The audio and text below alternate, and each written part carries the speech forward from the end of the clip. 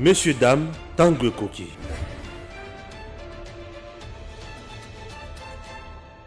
Bonjour, je reçois Noël Tchani, Modjanvita bien sûr, le président d'un grand parti politique dans notre pays, candidat président de la République démocratique du Congo, bien sûr en 2018. Avec lui, nous allons essayer d'analyser l'actualité en RDC. Scandale au niveau de la présidence de la RDC, Videti Manga vient de démissionner.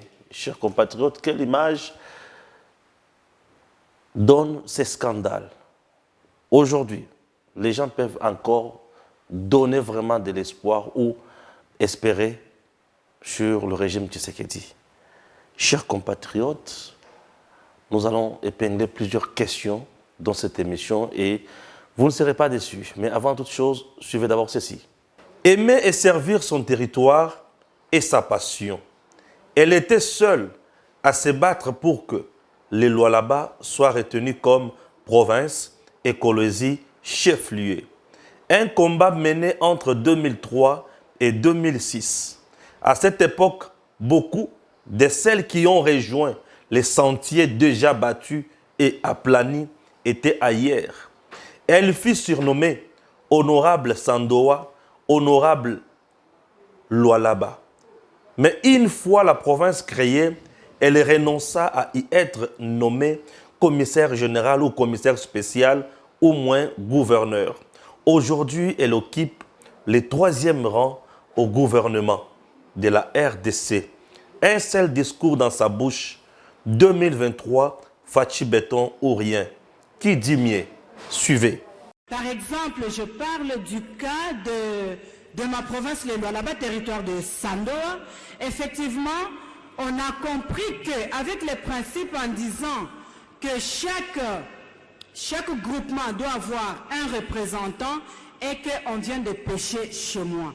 Parce que ici, honorable président, on est dans le débat général, mais j'aimerais parler de mon territoire parce que je maîtrise cela et comme elle est naturelle de là, donc aucune réalité ne m'échappe. Bien sûr, Bandeko, avant dossier Videti Mangana, Kotananguna Muzindo, je dois dire ceci. Nous sommes en 2021. 2021, la notabilité à Sandoa. Entre autres, cette notabilité, bazaba membre ya parti politique Otobengi Aldec. Bakendaka, ensemble là, princesse Adel Kainda Maïna, Kokutana, président de la République démocratique du Congo, Félix Antoine Tshisekedi Tshilombo. Suivez. Des sincères et vifs remerciements ont été adressés au président de la République Félix-Antoine Tshisekedi Tshilombo par une forte délégation des notables de Sandoa venus de ces territoires du Lualaba profond suite à l'élévation de leur digne fille à la personne de l'honorable Adel Kainda au rang de ministre d'État en charge du portefeuille. Ils ne sont pas venus les mains vides. Ils ont remis au chef de l'État quelques cadeaux symboliques. Ce statut que nous avons représente une personne en pirogue. C'est comme quelqu'un qui est de l'autre côté de la rivière. Il cherche qui peut les traverser de l'autre côté.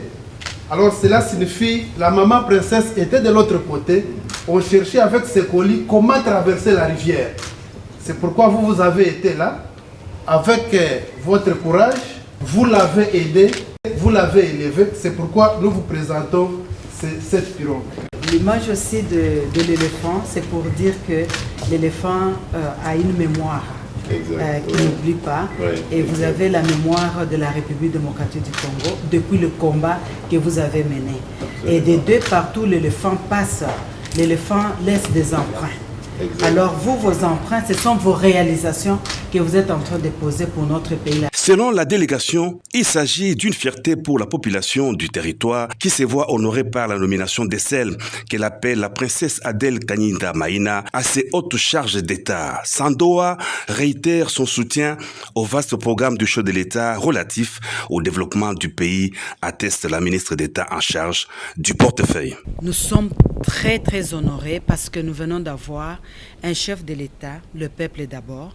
Il ne choisit pas seulement le peuple de grande agglomération, il vient de recevoir la population qui vient de l'arrière-pays.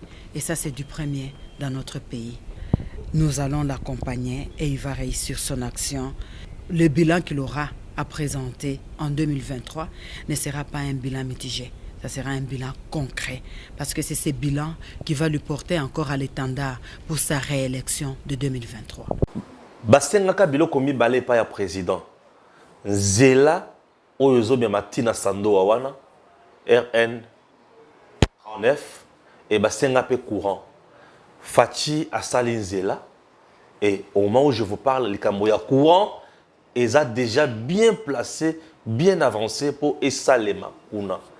À cette époque, makambo ezalaki nango très simple. Et ce qui au tangi de 2015, makambo ba gouverneur 2015-2016, ba commissaire spécial, ba commissaire spéciaux, ba tebele bazalaka zalaka. Neti na lola ba bato basalaka likambo moko te. Bazalaka wana ba commissaire spécial, commissaire spéciaux basalama makambo moko te. 2016, 2018, 2019, mais en 2022, après avoir koyamba ba notable ou ya parti ya Aldec par le président Tshisekedi. C'est pour vous dire que la vérité reste têtue. Et il faut que ça la erreur. Suivez encore cet élément. Aujourd'hui, nous sommes venus lui confirmer que la route Kolwezi-Dilolo, Sandoa, bientôt Sandoa, Kapanga, une route qui n'a jamais été faite, depuis des années, nous pouvons dire plus de 20 à 30 ans. Mais aujourd'hui, le président l'a faite à travers le gouvernement de la province du Lualaba. Il nous a instruit, la dernière fois que j'étais ici, qu'il allait venir jusqu'à Sandoa. Cette vidéo de la communication de Madame la gouverneure du Lualaba s'inscrit dans le genre communication de marketing politique. Techniquement, elle traduit des considérations. 1. Soit le service de communication de Madame la gouverneure obéit à une orientation de communication centrée sur sa personne. 2. Soit le service de communication de Madame la gouverneure l'induit en erreur et la gouverneure accepte du demeurer. La vidéo traduit en réalité une duplicité politique. La vidéo montée par Madame la gouverneure communique deux discours. Dans les salons VIP à Kinshasa et peut-être dans le bureau à Kolwezi, c'est le président m'a dit ou le président a fait. Cette position est une adulation qui cache une faiblesse identitaire politique. Aussi, cette position affichée dans le bureau répond au récit du corbeau et du renard. Sur le terrain, la communication répandue est « Maman gouverneur a dit ou a fait ».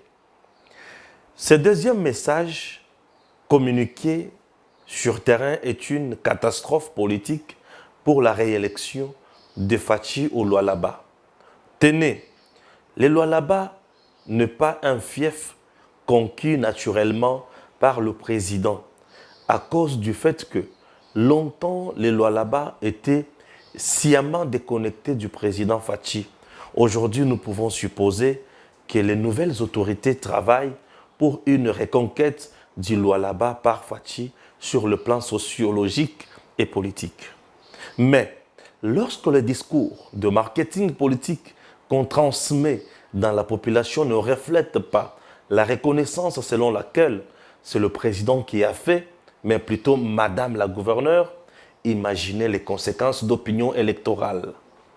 Mais on peut se dire qu'avec cette forme de communication, la gouverneure peut arriver à se faire réélire avec le membre de son parti et représenter un poids politique au Parlement et pas ricocher au gouvernement. Mais le président Fachi risque de ne pas être adopté par les Ndembo et subir à l'élection présidentielle. En conclusion, on peut dès lors considérer que les discours politiques véhiculés par Madame la gouverneure à travers ce genre de capsules risquent de desservir le chef de l'État si l'on ne rectifie pas vite les tirs. Président, bonjour. Bonjour. Tout va bien, j'espère. Je me porte comme un charme. Ah, très bien. Commençons avec le dépôt du projet de budget au niveau de l'Assemblée nationale. 14,6 milliards du budget. Vous êtes satisfait? Pas du tout. Je ne suis pas du tout satisfait dans la mesure où ce budget montre très clairement que les maux qui rongent la République démocratique du Congo continuent comme par le passé et que rien n'a changé de façon substantielle. Vous savez, en 2018, au moment des élections présidentielles, j'avais présenté un projet de société dénommé le plan Marshall de Noël Tchani pour la reconstruction et le développement de la RDC. Je vous invite à réécouter les discours à l'époque. J'avais dit que si j'étais élu président de la République, je présenterai au peuple congolais pendant les 5 premières années un budget annuel de 20 milliards de dollars, année après année pendant 5 ans, totalisant 100 milliards de dollars pour le premier mandat. C'était le temps pour faire les réformes institutionnelles et structurelles nécessaires pour créer les bases pour la bonne gouvernance afin que les ressources commencent à entrer dans les caisses de l'État comme normalement, afin qu'à partir de la 6e année de la mise en œuvre du plan Marshall, qu'on atteigne la vitesse de croisière de 75 milliards de dollars par an. Et ce que j'avais prédit à l'époque, je continue à croire aujourd'hui que c'est possible de le faire. Mais pour le faire, il y a 2 ou 3 choses que nous devons faire de façon ferme. La première chose que nous devons faire, c'est de montrer un leadership qui est déterminé à développer le pays au sommet de l'État. J'étais prêt à pouvoir faire cette démonstration-là. Deuxième élément important, c'était de lutter sérieusement contre les antivaleurs qui ont miné le Congo vers le bas, ou bien qui ont miné le Congo au sol, cloué le Congo au sol jusqu'à présent. Et ces antivaleurs sont très nombreuses, mais les plus importantes sont les suivantes. 1, la corruption endémique qui ronge la société congolaise, les détournements des fonds publics et la prédation des ressources naturelles. Si nous montrons que nous sommes sérieux dans la lutte contre ces antivaleurs-là, je peux vous assurer que ce Congo est capable de mobiliser un budget annuel pendant le premier quinquennat de 20 milliards de dollars, année après année, et d'atteindre cette vitesse de croisière de 75 milliards de dollars. Pourquoi est-ce que je fonde mon espoir sur ce genre de réformes structurelles et institutionnelles importantes? C'est parce que je regarde d'autres pays qui n'ont pas les mêmes capacités de mobilisation de ressources comme nous, mais qui ont des budgets beaucoup plus gros que nous. Par exemple, l'Angola, ici à côté. L'Angola, c'est une petite économie. Par rapport à l'économie de la RDC, l'Angola arrive à mobiliser entre 35 milliards de dollars et 66 milliards de dollars par an. C'est-à-dire 3 fois le budget de la RDC. Le Nigeria, sur le même continent, arrive à faire un budget qui tourne autour de 581 milliards de dollars par an.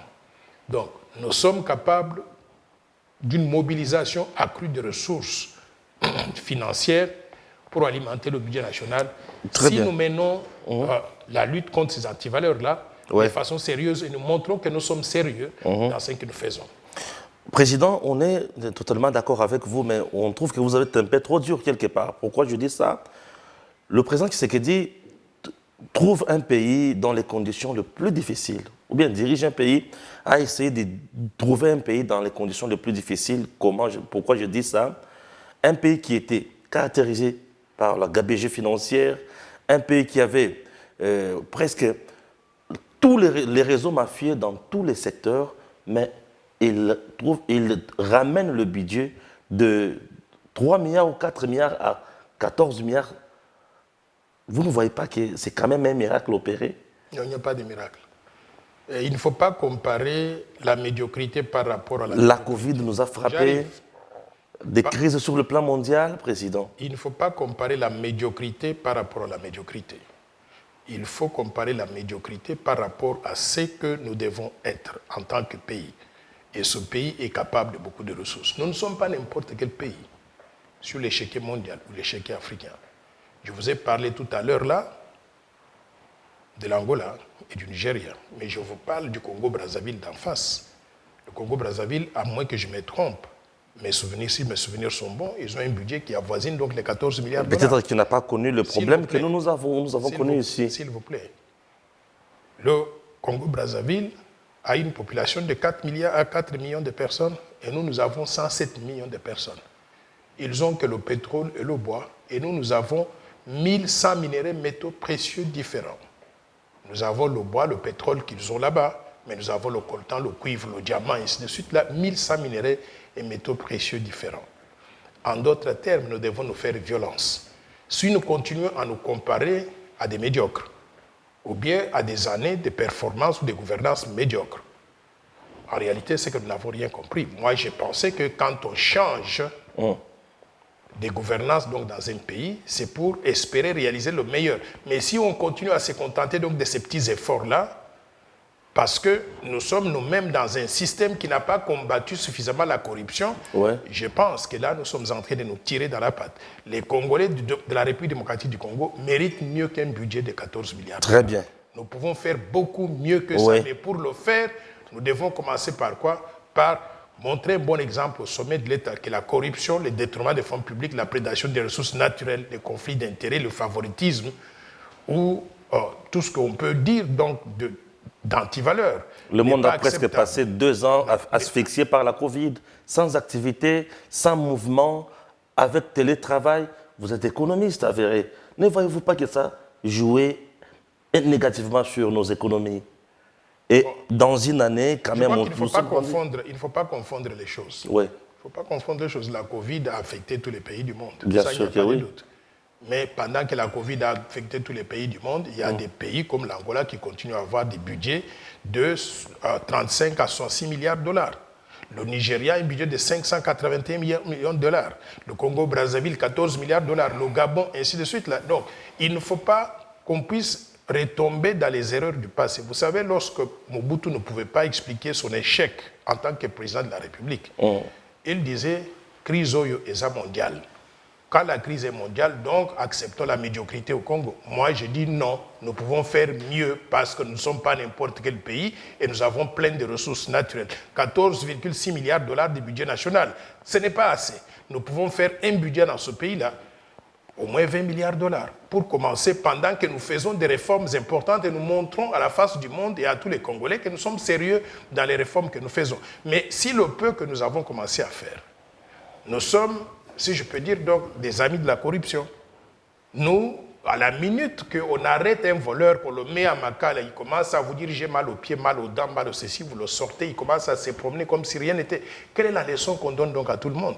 On donne la leçon, allez-y, détournez, faites les conflits d'intérêts, enrichissez-vous sur le dos du peuple congolais et ne faites pas entrer de l'argent donc, dans les caisses de l'État et c'est tout à fait acceptable. C'est ça que je suis en train de dire. Nous devons dire non à ce genre de comportement-là. Voilà, passons d'un point à un autre, allons au niveau de la présidence. Sabril, on a vu une vidéo qui a circulé sur la toile. Un conseiller du président de la République réclamait ceci, réclamait cela. C'était horrible. Mais du moins, il vient de démissionner. Quelles sont vos impressions? J'ai vu aussi cette vidéo-là et je n'ai pas eu de démenti de la part de la personne concernée, Vidi Chimanga. Vidi Chimanga, oui. Je n'ai pas vu donc sa réaction pour qu'il puisse nous dire si la vidéo est truquée ou elle est réelle. Mais à supposer qu'elle soit réelle, moi je crois que les choses qu'il a dites sont très, très graves. Ils sont très graves d'abord pour lui, parce qu'il doit être poursuivi par la justice. Ah bon? Mais 2, ils sont très graves pour le régime même de Tshisekedi. Parce qu'il ne peut pas y avoir 1000 conseillers et où on a un seul conseiller qui a ce comportement-là et tous les autres conseillers sont des saints. Ça veut dire que le comportement de Vidi Chimanga pourrait être le modus vivendi à la présidence de la République. Et ça, ce n'est pas du tout acceptable. Mais 2, si Vidi Chimanga a eu le temps de démissionner, moi, je crois qu'il est parti avec honneur. Il aurait fallu que le président de la République le révoque. S'il ne l'a pas révoqué, il est juste resté comme ça, à attendre que lui vienne lui-même reconnaître son péché et puis partir avec honneur. Je crois qu'il n'y a pas de leçon que d'autres conseillers peuvent apprendre. Quelles sont les leçons à tirer d'un comportement de ce genre-là de la part d'un conseiller qui était si proche du président de la République? l'exemple doit venir d'en haut. Il appartient au chef de l'État. Nous voulons l'entendre sur cette question-là. Qu'est-ce qu'il connaît? Qu'est-ce qu'il a pu faire pour arrêter ce genre de comportement? Est-ce que c'est le seul au sein de la présidence de la République qui a son comportement, ou bien c'est la façon de vivre à la présidence de la République? Nous voudrions entendre que le chef de l'État parle. Donc ces histoires de garder silence quand il y a des antivaleurs de ce genre à grande échelle, vous vous rendez compte combien de médias internationaux parlent de ce comportement-là? J'ai reçu tout à l'heure Africa Confidentiel. J'ai vu que c'était repris dans Bloomberg, dans Reuters, dans tous les médias internationaux. Mais c'est le Congo qui est discrédité. C'est le régime de Félix Tshisekedi qui est discrédité. Il est important que lui-même, Félix Tshisekedi, là, sorte publiquement et nous dire qu'est-ce qu'il fait dans des cas de ce genre-là. Est-ce que c'est un cas isolé ou bien c'est tout le monde à la présidence qui se comporte comme ça? Et surtout, lorsqu'on entend un conseiller qui dit « c'est moi le président ». Donc, en réalité, il agit au nom du président, avec le consentement du président.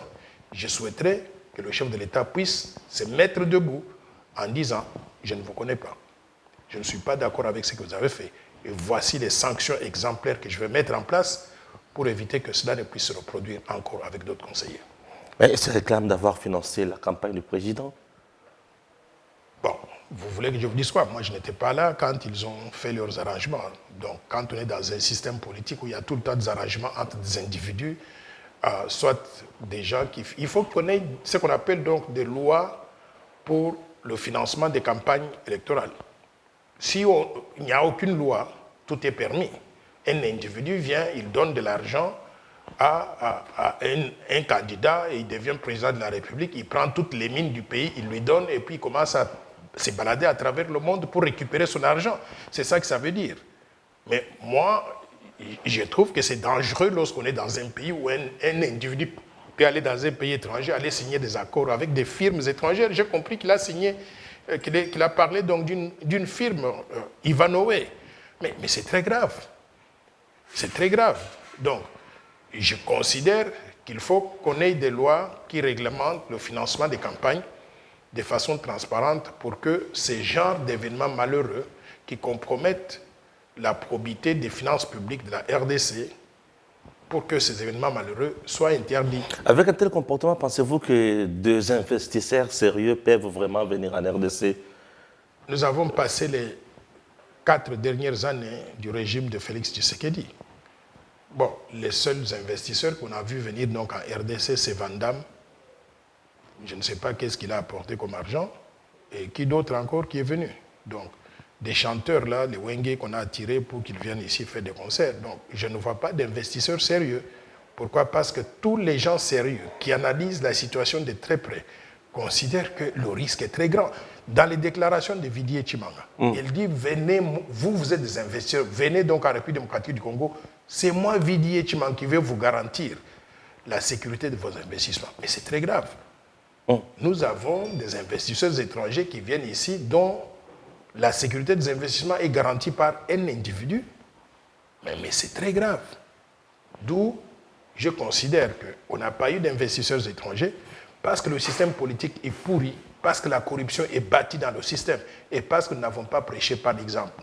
Je voudrais demander au président de la République de, une fois pour toutes, de pouvoir s'adresser même à la nation parce que le scandale est tellement gros. Je considère que j'ai envoyé à un conseiller du président qui m'a envoyé ces articles-là aujourd'hui, ces vidéos-là aujourd'hui. Je lui ai répondu simplement « trouble au paradis ». Trouble au paradis. Trouble au paradis. C'est-à-dire que le paradis, là, on considère la présidence de la République. Mais apparemment, ce n'est pas un paradis aussi sain que celui qu'on aurait souhaité. Il faut que le chef de l'État arrive à se prononcer et à dire clairement que ce genre de comportement n'est pas du tout acceptable. Très bien. Vous avez compris, chers compatriotes, puisque Bomiakati Kosenganga n'a pas Kotuna Mutuna et pas le président Noël Tchani. Mais pourquoi vous avez évoqué la justice dans ce dossier? Pensez-vous que le procureur quand il y a des allégations aussi graves, non, quand il y a des allégations aussi graves, il s'agit ici des cas de corruption à grande échelle, au sommet de l'État. On a découvert cela, et ce n'est même pas nous qui avons découvert, ce sont des étrangers qui s'impliquent dans la lutte contre la corruption, qui ont dévoilé cela. C'est un journal et un magazine étranger qui a dévoilé cela, donc un journal suisse, Le Temps, j'estime qu'il faut qu'il y ait des enquêtes qui soient ouvertes. Les Congolais doivent sortir de la complaisance. On a connu il n'y a pas longtemps un groupe de journalistes des médias internationaux, Le Monde, Reuters, New York Times et consorts, qui avaient fait ce qu'on a appelé qui ont dévoilé les scandales financiers dans lesquels Joseph Kabila et consorts étaient impliqués. Où est-ce qu'on en est avec ça? Les gens en parlent pendant 2 jours et puis après, rien ne se fait. Non, la justice dans le pays doit être sérieuse. Être sérieuse. La justice doit faire son travail. Quand il y a des cas comme ça, il faut que le procureur général de la République se saisisse du dossier, convoque l'individu, rassemble les informations. Les Congolais ont besoin de pouvoir connaître qu'est-ce qui se passe. Donc, dans ce dossier d'avant, tout comme dans ce dossier ici, je voudrais croire que la justice donc, va faire son travail pour que nous puissions connaître la vérité. Est-ce que ça, c'est un comportement individuel d'un individu simplement? Mais lisez, rassemblez les médias internationaux, vous allez voir qu'il y a plus d'un seul conseiller qui sont accusés de ça. Lisez simplement Afrique International. On a mentionné 3-4 conseillers qui sont dedans. Et ces conseillers-là se promènent comme si rien n'était. Par conséquent, s'il vous plaît, vous voulez qu'on nous prenne au sérieux, faites aussi un travail sérieux. Le travail sérieux, c'est non seulement que des individus ont été dénoncés, mais il faut aussi maintenant que la justice fasse son travail pour qu'en fin de compte, le peuple congolais soit remis dans ses droits. Et les droits sont bafoués à tous les niveaux. Si on ne peut pas le faire, ça veut dire qu'il y a complaisance et au niveau de la justice, au niveau du sommet de l'État. Et par conséquent, nous n'allons jamais avoir un budget qui est l'équivalent de ce que je propose, là, 75 milliards de dollars par an. Nous allons continuer à avoir des petits budgets de 14 milliards qui ne vont pas faire la différence dans la vie des citoyens. Il faut aller à l'intérieur du Congo. Je viens de rentrer donc d'un voyage dans le Grand Kasaï. Il faut voir combien les gens souffrent. Les gens souffrent sérieusement. Tout le bruit que l'on voit les bureaucrates faire à Kinshasa, ça reste à Kinshasa. L'intérieur du pays n'est pas gouverné. Il n'y a pas un seul centime pour permettre la construction des infrastructures, pour envoyer les enfants à l'école, les frais scolaires, ou même si on parle de la gratuité de l'enseignement, dans des conditions extrêmement de pauvreté, à la fin de la journée, nous sommes en train de nous tirer dans la patte. Parce que même les enfants qui sortent de ces écoles-là gratuites n'ont pas le niveau. Alors, il faut être illettré pour continuer à croire que nous faisons des progrès, alors qu'en réalité, nous ne formons pas des gens de qualité. Nous sommes en train de faire ce que j'appelle de mettre la poudre aux yeux. La gratuité de l'enseignement, mais une gratuité de l'enseignement qui ne nous amène pas des ressources humaines de qualité. Combien vous cotez aujourd'hui, jusqu'à présent, le régime du président Tshisekedi? Je ne veux pas... C'est sur la bonne voie ou on vient de dérailler? Je ne veux pas aller dans le jeu donc, de côté quoi que ce soit. Je voudrais appeler le peuple congolais à côté le régime en place en 2023. Et en le cotant, c'est-à-dire vous approuvez ce que le régime a fait et a réalisé. Si vous connaissez des réalisations, oui, vous votez pour. Mais vous estimez que le régime n'a pas réalisé le bonheur du peuple congolais tel qu'on l'attendait, bon, il faut voter contre. Et il y aura des candidatures à tous les niveaux. Noël Sanier serait aussi candidat président. Tous ceux qui touchent 21 000 dollars par mois. On en parle tout de suite, ne vous en faites pas. Il faut les regarder et puis vous demander dans votre contrée, là, qu'est-ce qu'ils ont fait. Un député qui est à l'Assemblée nationale, son rôle, c'est quoi? De faire des propositions de loi. Posez-vous des questions dans votre communauté. Votre député a présenté combien de projets de loi pendant cette législature-là pour mériter un salaire de 21 000 dollars par mois? S'il est resté à l'Assemblée nationale, bouche bée pendant 5 ans de législature, ne le renvoyez plus là-bas. Il faut le renvoyer au village et le remplacer par d'autres personnes. Si maintenant, au niveau de la présidence de la République, vous estimez qu'il y a eu des changements notables et l'amélioration du niveau de vie de la population est remarquable et qu'il y a eu une diminution considérable donc, du chômage et que les infrastructures de base ont été rebâties et que vous avez maintenant plus d'accès à l'eau potable, à l'électricité, bon, en ce moment-là, votez pour le président de la République sortant, parce qu'il a fait un bon travail, il faudra le reconduire. Mais si la réponse donc, à ces questions-là est non, il ne faut pas qu'on y aille par complaisance. Il faut envisager de voter pour quelqu'un d'autre qui pourrait avoir une vision de développement et qui peut remettre le Congo sur les rails. Est-ce que la gouvernance d'un pays, c'est dans les mains du Premier ministre, le gouvernement, ou dans les mains du président et la présidence?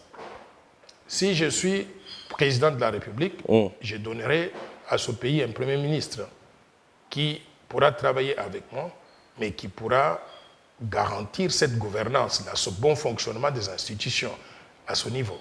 Donc, si on a un président de la République qui tolère un Premier ministre qui ne fait pas son travail, le problème se trouve à la présidence. Je vous donne un exemple. Nous avons M. Sama Lukonde, il est là depuis février 2021. Je le vois, il tourne, donc il a fait plusieurs voyages donc, au Katanga, il revient à Kinshasa, il tourne en cercle ici. Il a fait un seul voyage dans le Grand Kasaï, maintenant là. Il vient de rentrer d'Mboujima. Il arrive à Mboujima, il déclare qu'il va commencer à travailler sur le problème de la MIBA. Mais Dieu de mes ancêtres, il était où depuis ce temps-là? Il habitait le Nigeria, il vient de débarquer à Kinshasa, au Congo, mais la MIBA est en faillite depuis très longtemps. Et il n'a pas besoin de se déplacer pour aller connaître les problèmes de la MIBA sur place. Il a le ministère du portefeuille qui devait lui faire rapport sur la situation de cette compagnie-là. Moi, je suis allé donc dans le Grand Kasaï. Ça ne m'a pas pris 5 minutes pour voir que la MIBA est totalement en faillite. Toute la communauté qui dépendait de la MIBA, elle est complètement désarticulée aujourd'hui. Même les maisons qu'habitaient les travailleurs sont complètement détruites. Les routes sont détruites. Tu vas au siège social, tu réalises que ça n'existe que 2 noms. Alors, j'ai fait un diagnostic en parlant avec des gens. Ça ne m'a pas pris beaucoup de temps.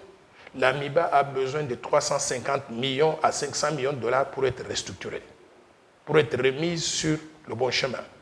Je n'ai pas besoin d'attendre d'aller là-bas pour dire que je vais commencer à travailler là-dessus. Alors, moi, je considère que Sama Lukonde, en faisant cette déclaration, montre simplement qu'il est déconnecté de réalité. Ce n'est pas ça l'homme de la situation. Et la situation de la MIBA, c'est la situation de beaucoup d'autres entreprises publiques. La SNCC, même la GECAMINE d'où il était venu, ainsi de suite. Là. Donc, je trouve que c'est un Premier ministre qui reste à Kinshasa, qui n'a pas donc la maîtrise de la situation sur le terrain et qui ne peut pas trouver des solutions aux vrais problèmes que rencontre notre communauté.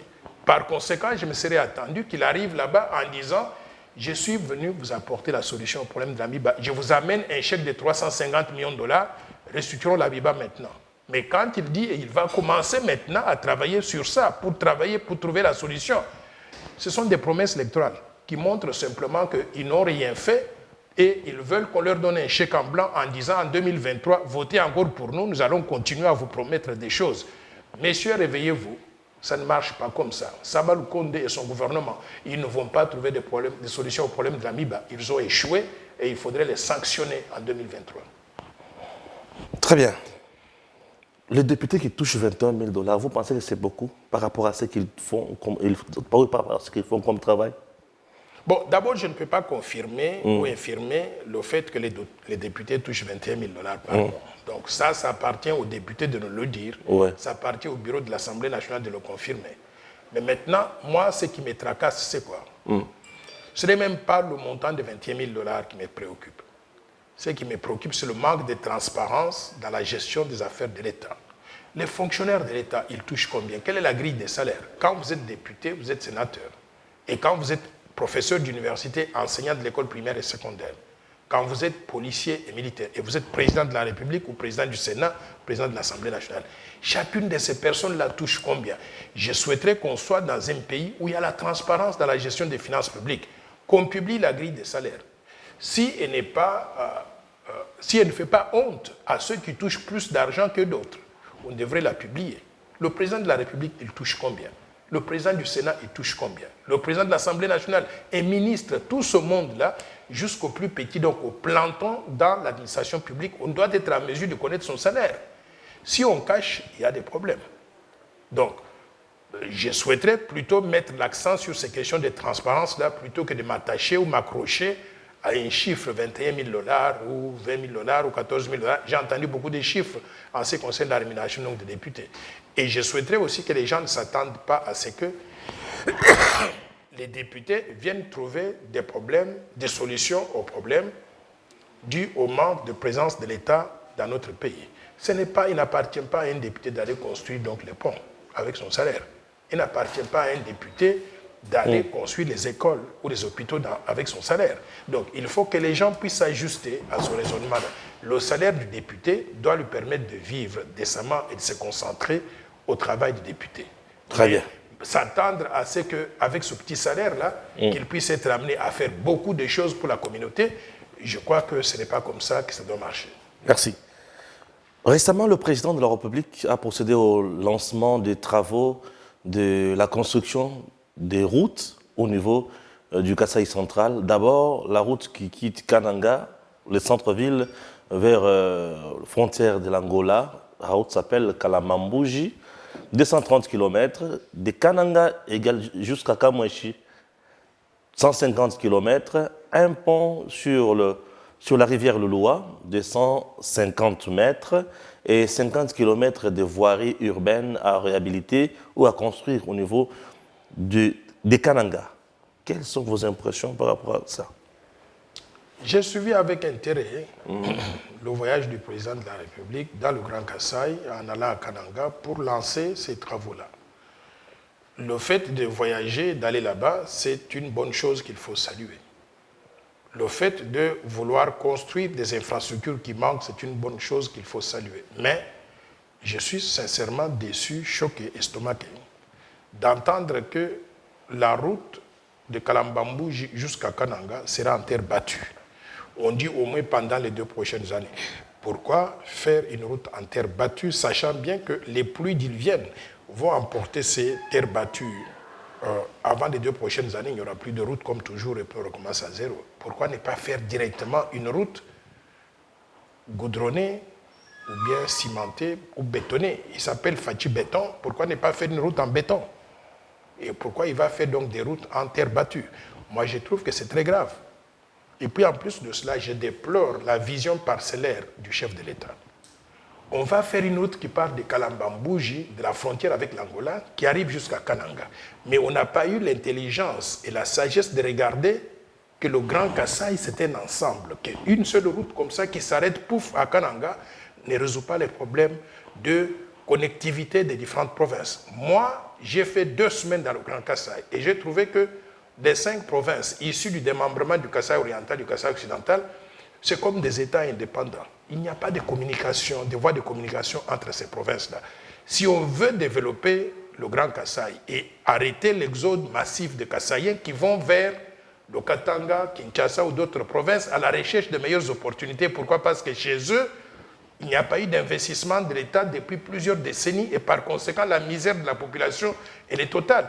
Si on veut arrêter cet exode rural, c'est qu'il faut avoir une stratégie de développement, pas d'une petite province, mais de toutes les 5 provinces qui constituent le Grand Kasaï, qui sont le Mami, le Sankourou, le Kasaï oriental, le Kasaï central, le Kasaï.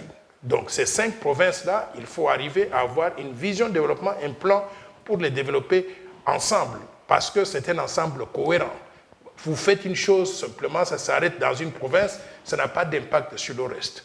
C'est pour ça que je proposais un mini-plan Marshall pour le développement du Grand Kasaï, qui implique rien que pour la connectivité de toutes les 5 provinces, permettre la libre circulation des personnes et des biens, la construction de 3 autoroutes modernes. Ces autoroutes sont les suivantes. La route qui commence à Kalambambouji, qui arrive à Kananga, mais qui doit continuer jusqu'à Mbujimai, arriver à Nganajika, aller à Luputa, arriver à Mwenadjitou. Mwenadjitou, c'est la station de train, la gare de SNCC. Donc, on connecte toutes les provinces à la fois, rien qu'en faisant cette autoroute-là. 3 bandes qui vont comme ça, 3 bandes qui viennent comme ça. Maintenant, il y a une deuxième route qu'il faut envisager, celle qui part de Lusambo, qui passe par Mbujimai, qui arrive jusqu'à Katanda, arrive à Kabinda et puis le Kindu Maniema. Une autre autoroute et une 3e autoroute partirait donc de Chilengi pour connecter donc le reste. Donc 3 autoroutes principales. Si on a cette vision globale du développement du Grand Kasaï, on peut faire la différence dans la vie de nos citoyens. Mais si on vient simplement, on prend un petit bout, on construit en terre battue et on s'en va, 2 ans plus tard, la route va s'écrouler avec les pluies diluviennes et on recommence à zéro. Donc, pour une fois, ayons une stratégie de développement qui nous permette de sortir d'une situation médiocre à une situation meilleure, une fois pour toutes, pour qu'on ne puisse pas revenir sur ce problème-là. La route que je propose, bétonnée ou goudronnée, vous savez, aux États-Unis, aujourd'hui, quand on fait des routes comme au Texas et qu'on sort, ce sont des routes qui vont durer entre 50 ans et 75 ans. Quand je propose ce mini-plan Marshall, de cette façon-là, rien que pour la circulation entre les 5 provinces, les 3 autoroutes vont régler ce problème. Maintenant, il faut considérer dans chaque province ce qu'on appelle donc les routes d'intérêt provincial ou bien des dessertes agricoles, qu'il faut aussi goudronner. Ces histoires donc des routes en terre battue là, c'est dépassé. C'était au XIVe siècle. Nous sommes au XXIe siècle aujourd'hui. Nous devons vivre dans la modernité. Maintenant, au-delà de cela, on regarde un autre problème. Le Grand Kasaï n'a pas d'eau et d'électricité potable. L'électricité, donc d'eau potable pour la consommation populaire. Qu'est-ce qu'il faut pour régler cela? Dans le mini-plan Marshall pour le Grand Kasaï, je propose la construction de 4 barrages hydroélectriques suivants. 1 Katende, au Kasaï central, 2 Kafumbu en Ganajika, 3 Mouchi à Kabinda et 4 Tchala en Bujimaï. On construit ces barrages hydroélectriques-là. On a donné de l'eau et de l'électricité à tout le monde et c'est un problème résolu pour toujours. On ne va plus revenir là-dessus. Il suffira simplement d'entretenir ces infrastructures-là pour qu'on ait toujours l'électricité et l'eau en permanence. Maintenant, une fois qu'on a de l'eau et de l'électricité et on a des routes, les conditions sont bonnes maintenant pour attirer des investisseurs. Par exemple, pour développer les mines. Les mines, on a le diamant qui est connu. Mais moi, j'ai vu, il y a d'autres minéraux qui sont connus maintenant dans le Grand Kasaï, même le cuivre, le fer, le phosphate. On a le diamant qui a toujours constitué le minerai principal là-bas et le pétrole à Lusambo. Il faut qu'on envisage maintenant comment valoriser ces mines-là pour créer des emplois pour les gens. Un autre secteur important, c'est le secteur donc de l'agriculture, l'élevage et la pêche. Nous devons promouvoir l'autosuffisance alimentaire. Le Grand Kasaï a des terres cultivables qui sont illimitées. Nous pouvons développer l'agriculture, l'élevage et la pêche de façon à satisfaire à nos besoins de consommation et être en mesure même de produire pour exporter vers d'autres communautés de la République démocratique du Congo, mais pourquoi pas donc vers l'Afrique. Quatrième secteur, le tourisme. Mais moi, j'étais content d'arriver, par exemple, dans ma ville natale de Nganajika. En passant simplement 3 jours, je me suis senti reposé. Pas de moustiques, pas de bruit. Et il y a des endroits touristiques qu'il faut visiter. J'ai vu des touristes espagnols qui étaient des passages là-bas. Ils étaient tous aux anges de pouvoir vivre dans cet environnement-là. Nous pouvons promouvoir donc le tourisme dans le Grand Kasaï de cette façon-là. Et enfin, il y a un secteur dont on ne parle pas au niveau national, mais au niveau provincial aussi, qui est extrêmement important et sans lequel tous les efforts de développement ne peuvent pas réussir. Le secteur financier. Vous vous rendez compte que dans le Grand Kasaï, il n'y a pas une seule banque là-bas. Les banques qu'on a là-bas, ce sont 2 ou 3 branches des banques basées à Kinshasa, mais qui font les services, ce que je peux dire, donc très limités, qui ne font pas du crédit, qui ne font pas des services financiers donc de qualité. Et j'ai vu l'une de mes étudiantes à l'université officielle de Mbujimaï qui est venue me présenter un projet de production, comment est-ce qu'on dit, d'écailles dans le domaine de l'élevage. Mais un projet très rentable qui demande seulement très peu d'argent pour investissement. Mais où est-ce qu'elle peut aller pour obtenir donc des financements? Ça n'existe pas. Nous devons imaginer aujourd'hui des mécanismes de financement pour non seulement le Grand Kasaï, mais pour le reste de la République, de façon à ce que les gens aient accès à ces facilités financières, de façon à mettre en valeur leurs projets qu'ils veulent exploiter. C'est comme ça qu'on va créer donc des emplois. Donc bref, voilà toute une combinaison de choses que je pense, si nous mettons tout cela en musique, en plus donc de restructurer les écoles et les hôpitaux, nous pouvons créer des bases de développement économique et social accéléré, non seulement dans le Grand Kasaï, mais également pour le reste de la République. Et je pense que le président de la République a manqué l'opportunité de jouer ce rôle de leader là en allant à Kalambambouji et en revenant simplement pour nous parler d'une route en terre battue. Tout ce que je dis là aurait pu entrer donc dans sa vision. Voilà, nous tendons déjà vers la fin de notre mission. Le dernier point, c'est Bunagana, qui reste toujours occupé par le M23. On envoie Vital Kamerhe accueillir là-bas en triomphe, comme quoi il apporte la solution. Vous êtes sûr de ce qu'il va faire là-bas? Je ne connais pas le raisonnement dans la tête du président Félix Tshisekedi. Je crois que nous sommes toujours dans des situations de conflit d'intérêts et qui ne vont pas nous sortir donc de nos problèmes. Vital Kamerhe a des origines de ce côté-là que beaucoup de Congolais donc contestent. Et c'est la personne, quand vous voyez un individu qu'on envoie dans un territoire rebelle et qui est accueilli en trompe, ça veut dire que c'est lui, leur connexion, la connexion des rebelles donc à Kinshasa. Moi, je ne suis pas impressionné par cela. Il aurait fallu envoyer des gens qui ne sont pas originaires de là et qui peuvent parler avec eux en mettant en avant l'intérêt du pays. Nous sommes en train de favoriser la balkanisation du pays. Camere n'est pas la solution donc à nos problèmes aujourd'hui.